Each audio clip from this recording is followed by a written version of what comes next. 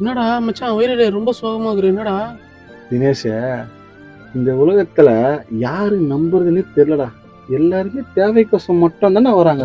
அது ஒண்ணா கரெக்ட் தான் மச்சான் நீ சொல்றது. ஏய் மச்சான், ரவிக்கு உனக்கு என்னதான்டா பிரச்சனை? என்னன்னா, அவன் கேட்கும் போதெல்லாம் காசு அமிச்சேன்டா.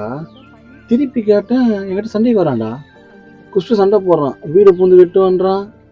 வீரல் வந்து கலாய்க்கிறேன்னு கேட்குறான். அதாவது மச்சான், அவங்களுக்கு வேணும்னா நம்மளுக்கு 10 கால் பண்றாங்கடா. நம்ம வேலை முடிஞ்சிடுச்சுன்னா நம்ம வாய்ஸ் மெசேஜ் அமிச்சாலும் கண்டுக்க மாட்டாங்க, கால் பண்ணாலும் கண்டுக்க மாட்டாங்க, வீட்டுக்கு போனாலும் வீட்டுக்குள்ள இருந்தே நான் இல்லைன்னு சொல்லுன்றாங்க. ஏய் ஆமாடா நீ சொல்றது கரெக்ட் தான்டா மச்சான் வயிறுல. என் ஃப்ரெண்டுக்கு நானும் காசு கொடுத்தேன். திரும்பி கால் பண்ணி கேட்டா என் நம்பரை பிளாக் பண்ணிட்டு போயிட்டா மச்சான். இதைத்தானே பண்றானுங்க.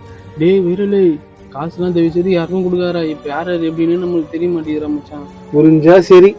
சரியா, அங்கோட்டில் ஒரு 10,000 ரூபாய் இருக்கா? போடா போடா போடா, இதெல்லாம் தெரியும். பார்த்தீங்களாங்க, காசுன்னு ஓடுறானுங்க. இவனே எனக்கு 5,000 ரூபாய் தரணும் சொல்லி காட்டல. அவங்க சூழ்நிலைக்கு ஏற்ற மாதிரி நடக்கணும். கண்டிப்பாக உங்களே யாருன்னா ஏமாத்திருப்பாங்க. இன்னொன்று சொல்ல வந்துட்டேன், எல்லா ஃப்ரெண்டும் அப்படி கிடையாது. என் ஃப்ரெண்டு யுவராஜ் இருக்கான், அவன்லாம் வேற மாதிரி.